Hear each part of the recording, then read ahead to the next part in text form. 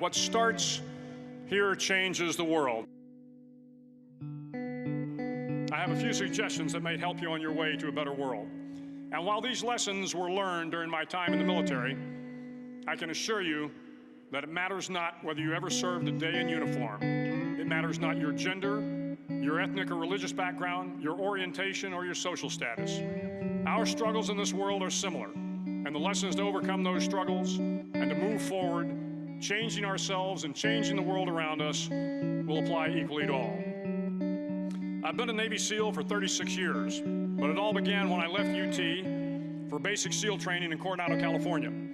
Basic SEAL training is 6 months of long, torturous runs in the soft sand, midnight swims in the cold water off San Diego, obstacle courses, unending calisthenics, days without sleep, and always being cold, wet, and miserable.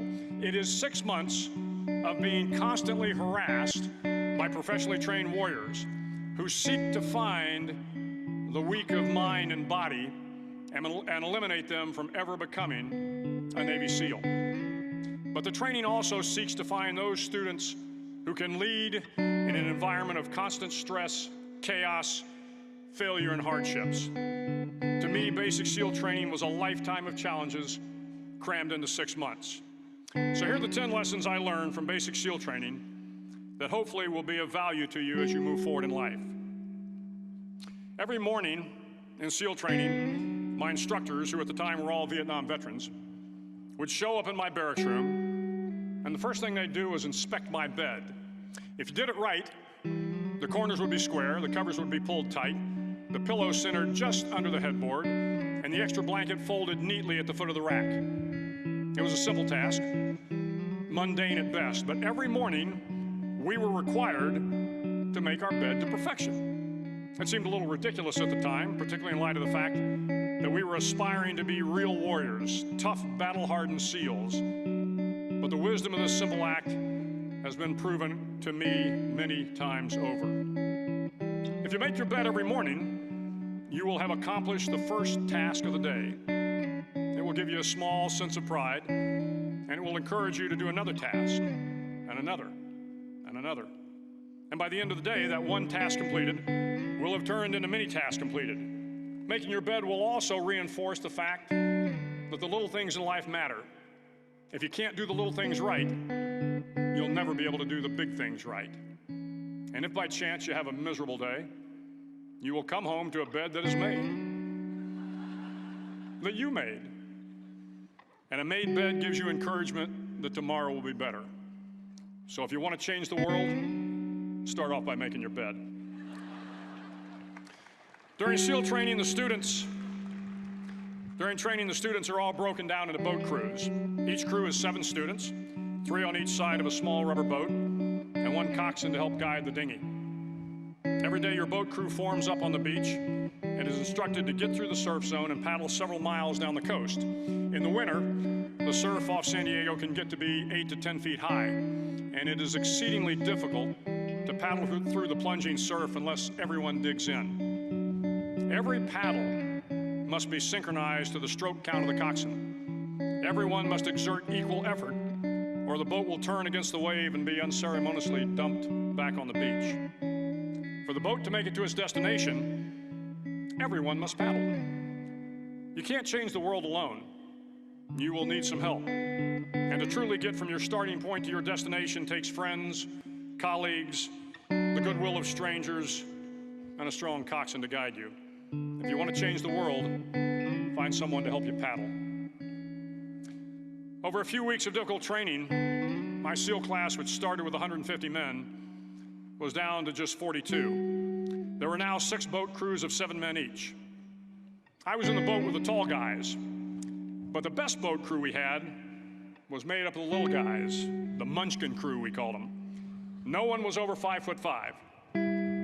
The Munchkin boat crew had 1 American Indian, 1 African American, 1 Polish American, 1 Greek American, 1 Italian American, and 2 tough kids from the Midwest. They out-paddled, outran, and outswam all the other boat crews.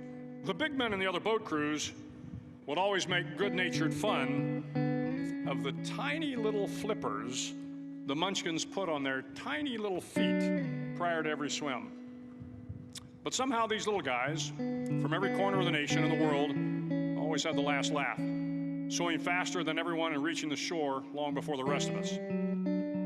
SEAL training was a great equalizer. Nothing mattered but your will to succeed, not your color, not your ethnic background, not your education, not your social status. If you want to change the world, measure a person by the size of their heart, not by the size of their flippers. Several times a week, the instructors would line up the class and do a uniform inspection. It was exceptionally thorough. Your hat had to be perfectly starched, your uniform immaculately pressed, your belt buckle shiny and void of any smudges. But it seemed that no matter how much effort you put into starching your hat or pressing your uniform or polishing your belt buckle, it just wasn't good enough. The instructors would find something wrong. For failing the uniform inspection, the student had to run, fully clothed, into the surf zone, then wet from head to toe, roll around on the beach until every part of your body was covered with sand. The effect was known as a sugar cookie. You stayed in the uniform the rest of the day, cold, wet, and sandy. There were many a student who just couldn't accept the fact that all their efforts were in vain, that no matter how hard they tried to get the uniform right, it went unappreciated. Those students didn't make it through training. Those students didn't understand the purpose of the drill. You were never going to succeed. You were never going to have a perfect uniform. The instructors weren't going to allow it. Sometimes, no matter how well you prepare or how well you perform, you still end up as a sugar cookie. It's just the way life is sometimes. If you want to change the world, get over being a sugar cookie and keep moving forward. Every day during training, you were challenged with multiple physical events: long runs, long swims, obstacle courses, hours of calisthenics, something designed to test your mettle.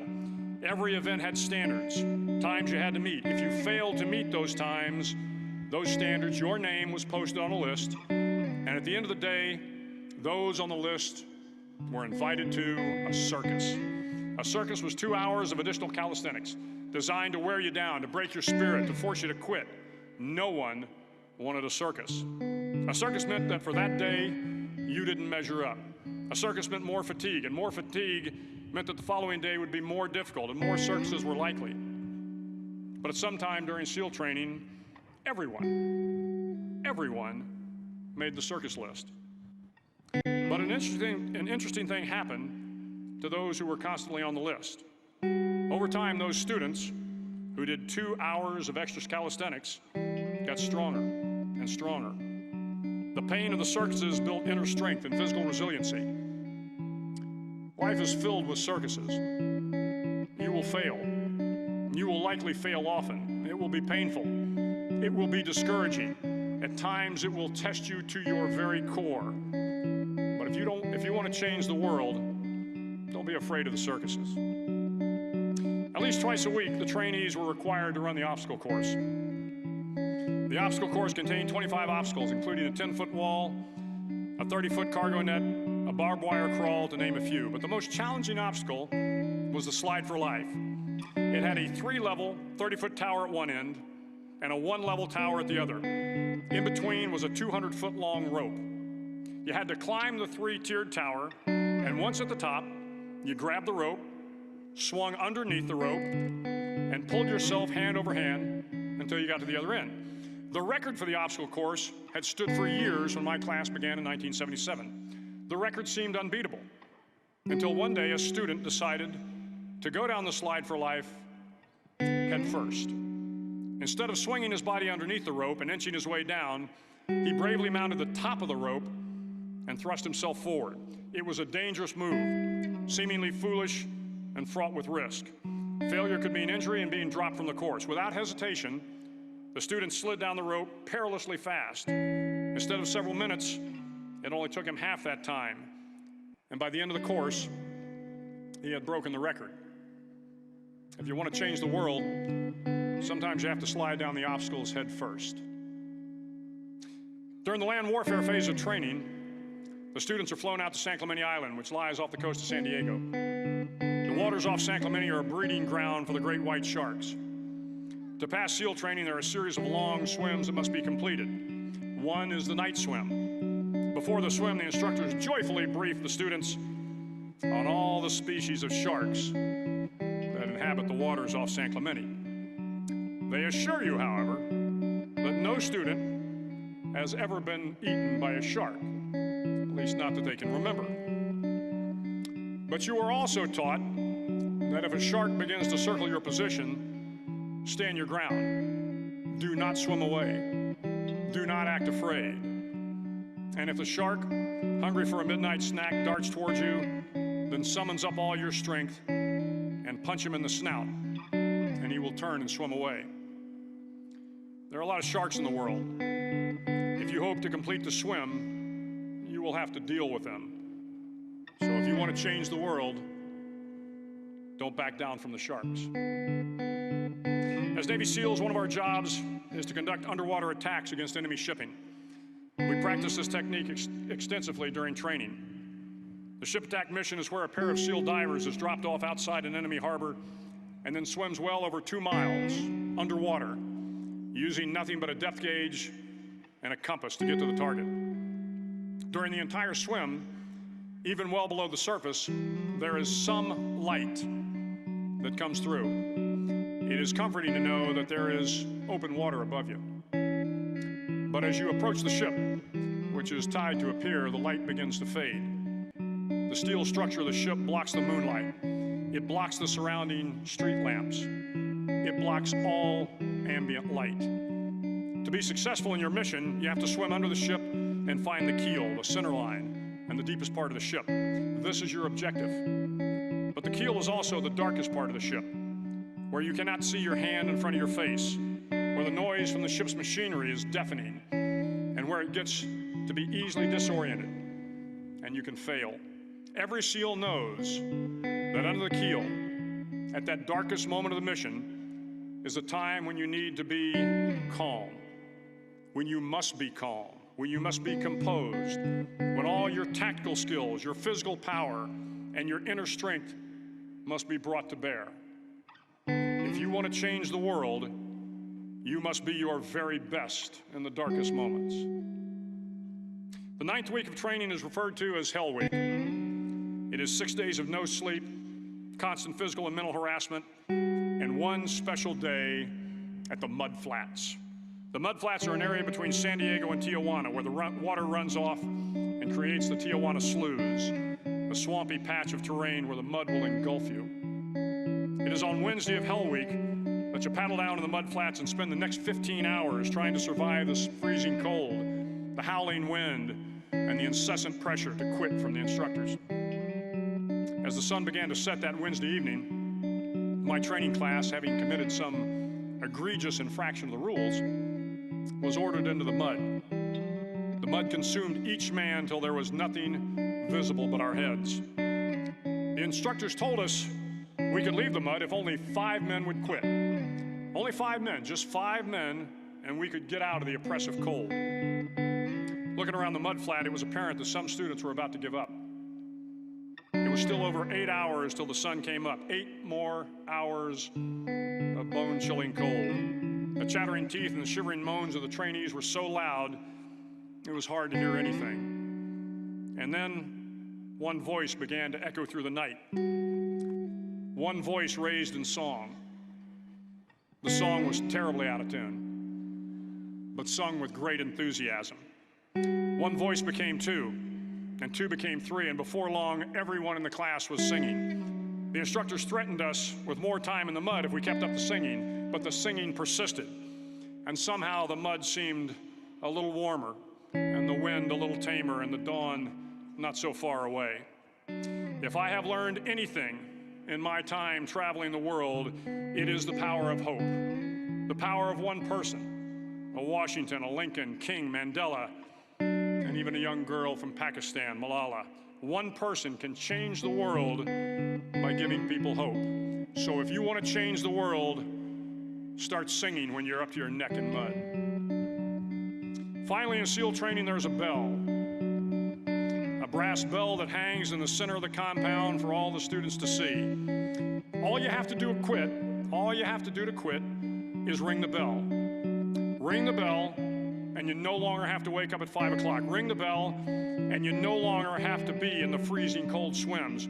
Ring the bell, and you no longer have to do the runs, the obstacle course, the PT, and you no longer have to endure the hardships of training. All you have to do is ring the bell to get out.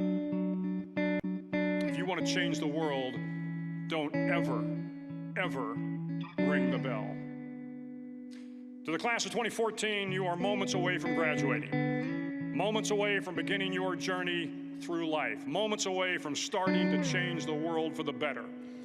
It will not be easy, but you are the class of 2014, the class that can affect the lives of 800 million people in the next century. Start each day with a task completed.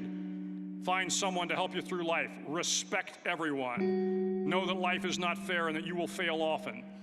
But if you take some risks, step up when the times are the toughest, face down the bullies, lift up the downtrodden, and never, ever give up. If you do these things, the next generation and the generations that follow will live in a world far better than the one we have today. And what started here will indeed have changed the world for the better. Thank you very much. Hook 'em horns.